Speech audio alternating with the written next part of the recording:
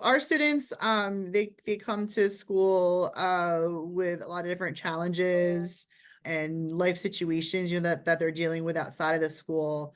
As a school, even though our primary responsibility is to focus on the academics, sometimes some of our students need extra support in other areas outside of academics. So mindfulness has been key for us in order to help students with all types of things, whether it's self-regulation or whether it's seeing more kindness in themselves and others, showing more empathy, more self-awareness, being more aware of their peers. So mindfulness has really been a big help in helping us address some of the student needs that go beyond the academics.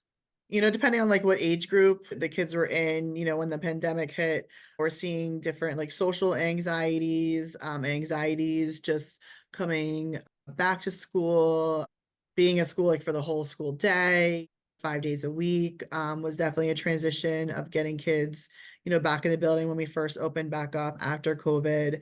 I was second that a lot of anxiety all around, and also with staff too. It's not just the kids. A lot of anxiety and fear with staff, with illnesses and getting sick and exposure and so on.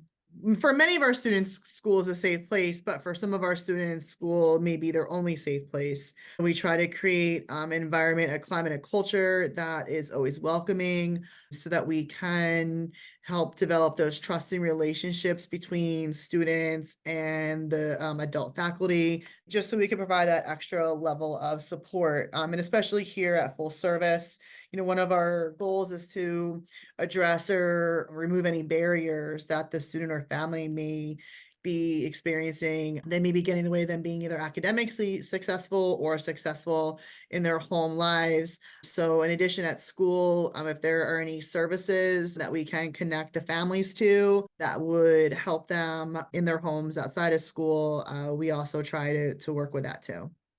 Kula for Karma is wonderful.